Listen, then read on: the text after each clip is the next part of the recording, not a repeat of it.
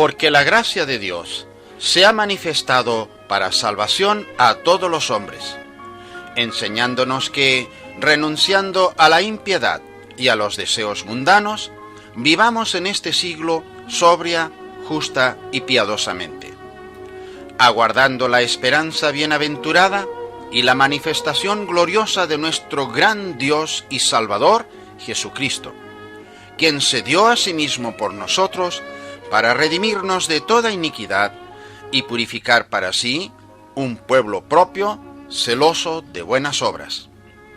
Porque nosotros también éramos en otro tiempo insensatos, rebeldes, extraviados, esclavos de concupiscencias y deleites diversos, viviendo en malicia y envidia, aborrecibles y aborreciéndonos unos a otros.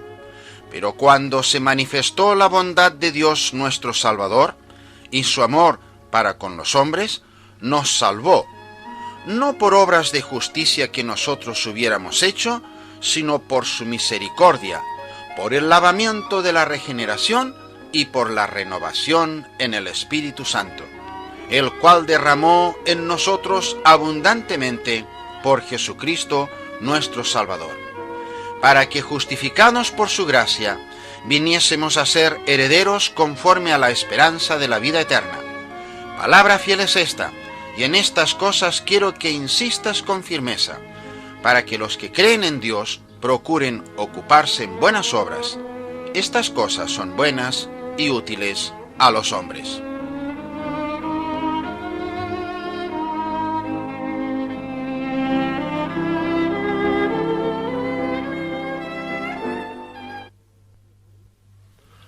¿Puede el hombre ser salvo y saberlo?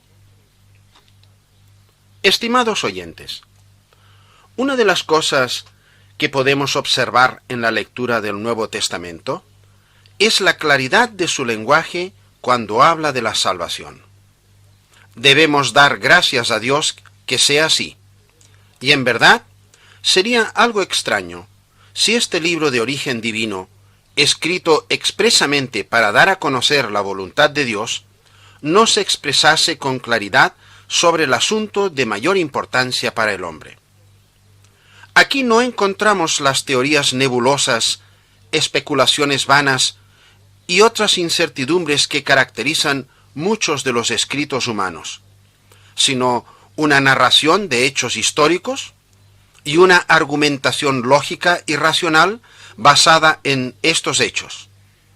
Y la presentación de este testimonio se hace en forma tan sencilla que en manera alguna favorece a los sabios y entendidos, siendo estos muchas veces los primeros en tropezar por causa de la misma sencillez del plan divino de la salvación.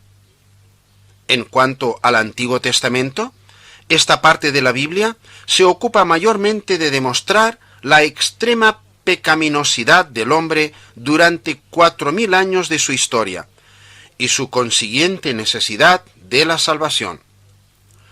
Puesto a prueba bajo la vigencia de la ley durante 1500 años, se había mostrado enteramente incapaz de justificarse por medio de sus propias obras. Al abrir el Nuevo Testamento, ya en las primeras páginas tenemos noticias de la salvación tanto tiempo esperada. Un mensajero celestial anuncia al marido de la Virgen que ha de nacer el Salvador, y que su nombre se llamará Jesús, porque, dice, Él salvará a su pueblo de sus pecados. ¿No es esto una mera insinuación, el anuncio de una remota posibilidad, sino una declaración positiva acerca de lo que había de realizarse? Jesús salvaría a su pueblo de sus pecados. ¿Seremos considerados demasiado ingenuos si insistimos en que debemos creer que el Salvador cumplió su misión y que por lo tanto la salvación es hoy día una realidad para cuantos creen en Él? Pasando adelante, encontramos que el Salvador, comenzando su ministerio público a la edad de 30 años, no demora en anunciar abiertamente que su misión es la de salvar a los hombres. El Hijo del Hombre ha venido, dice, a buscar y a salvar lo que se había perdido. Esto decía en ocasión de su visita a la casa de Zaqueo el publicano, a quien todos tenían por pecador. Y en la misma ocasión dijo: hoy ha venido la salvación a esta casa. Aquí al menos había un hombre para quien la salvación era una realidad. Y lo cierto es que nada había hecho él para conocer esa salvación, sino solamente depositar su fe en Cristo. ¿Y qué impide que la salvación llegue a nuestra casa de la misma manera? Es enteramente una cuestión de fiarnos de la palabra de nuestro Señor. Si su palabra para nosotros merece fe, podemos disfrutar de la seguridad que ella nos brinda. Al final del Evangelio de Marcos, hallamos aquellas palabras con que Jesús despidió a sus discípulos, enviándolos por el mundo con el mensaje del Evangelio. Id, predicad, les dijo, el que creyere y fuere bautizado será salvo. Será salvo. Estas palabras claramente anuncian la seguridad de la salvación para todo aquel que sinceramente se convierta a Cristo. Pasando ahora al libro de los Hechos de los Apóstoles, encontramos a los discípulos del Señor cumpliendo aquel mandato y presenciando los benditos resultados. El día de Pentecostés predica el apóstol Pedro anunciando que todo aquel que invocare el nombre del Señor será salvo. Y efectivamente, creyeron aquel día 3,000 personas y se salvaron. La fe interior en este caso está acompañada del acto exterior por medio del cual se confiesa la aceptación del Salvador. Y el mismo capítulo comenta luego que el Señor añadía a ellos cada día los que se iban salvando.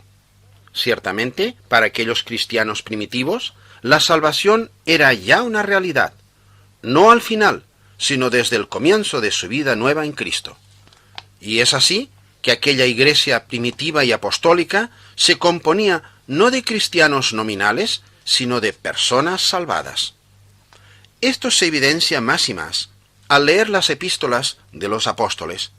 Ya en la primera de ellas, la del apóstol Pablo a los romanos, el escritor dice: no me avergüenzo del Evangelio, porque es potencia de Dios para salvación a todo aquel que cree. Ahora bien, si el Evangelio es la potencia de Dios para salvación, lo es en el tiempo presente, cuando el Evangelio es predicado, y si lo es para todo aquel que cree, lo es desde el mismo momento en que cree. La epístola que sigue, la primera a los Corintios, al hablar del Evangelio lo llama la palabra de la cruz, y dice que es locura a los que se pierden, mas a los que se salvan, es a saber, a nosotros, es potencia de Dios. Observemos, amados oyentes, que este es el lenguaje de los creyentes del primer siglo, y el lenguaje que representa mejor la realidad del cristianismo. Podían decir aquellos creyentes que eran salvos, puesto que la palabra de la cruz había operado en ellos poderosamente, convenciendo y convirtiéndolos. Y la misma palabra predicada en nuestros oídos en este siglo XX, ¿no nos puede hacer salvos también? Donde no existe el conocimiento y la seguridad de nuestra salvación personal, es evidente que no puede haber verdadero culto de Dios, ni servicio desinteresado, ni aún pueden practicarse en la vida diaria aquellas virtudes cristianas que son el fruto del Espíritu Santo, puesto que el Espíritu nos es dado como sello de la conversión.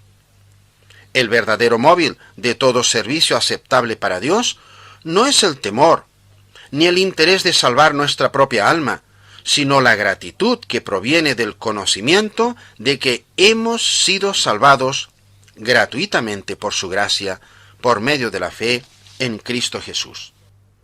En las epístolas del Nuevo Testamento, todas las exhortaciones que van dirigidas a los creyentes se basan en el hecho de que Dios los había salvado sin que ellos lo mereciesen. En Efesios, por ejemplo, encontramos este pasaje: estabais muertos en vuestros delitos y pecados. Empero Dios, que es rico en misericordia, por su mucho amor con que nos amó, nos dio vida juntamente con Cristo. Por gracia sois salvos. Y a estos mismos Efesios el apóstol dice más tarde: sed los unos con los otros benignos, misericordiosos, perdonándoos los unos a los otros, como también Dios os perdonó en Cristo. El conocimiento de que Dios nos perdonó y nos salvó, a nosotros, es el incentivo para que seamos imitadores de Él en nuestro trato para con los demás. Otros muchos pasajes de las Santas Escrituras enseñan la misma verdad, a saber, que podemos ser salvos y saberlo a ciencia cierta en el tiempo presente. Nos limitaremos por ahora a referirnos brevemente al pasaje que fue leído al comienzo de esta audición y que se encuentra en la epístola a Tito. Comienza diciendo que la gracia de Dios nos trae la salvación y luego nos enseña a vivir templada y justa y piamente.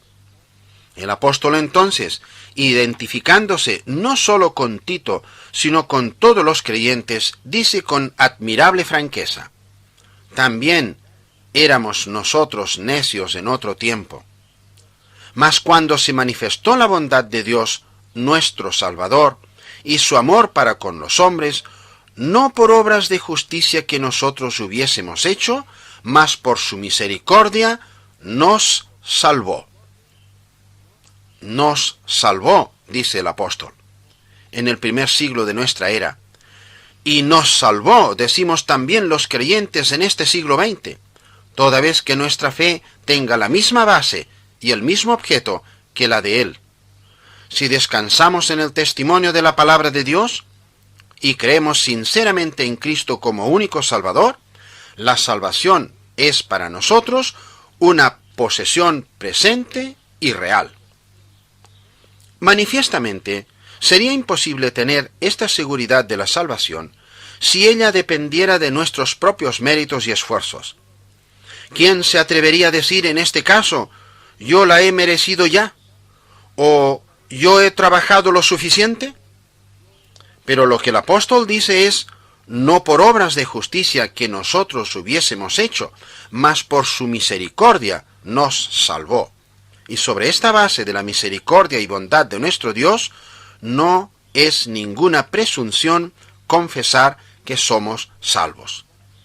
El amor de Dios proveyó una salvación gratuita para todos los hombres, por medio de la expiación hecha por Jesucristo en la cruz del Calvario, como lo expresa el apóstol Juan en el texto que nunca nos cansamos de repetir.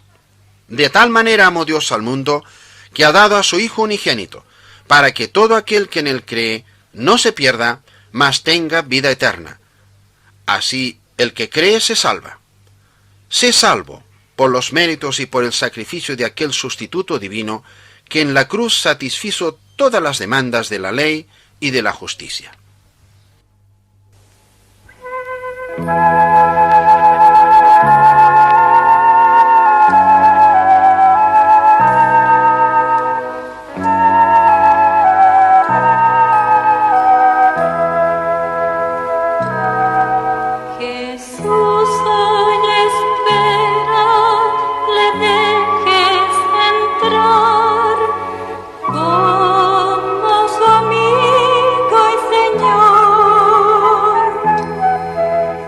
Escuchas que llama, no te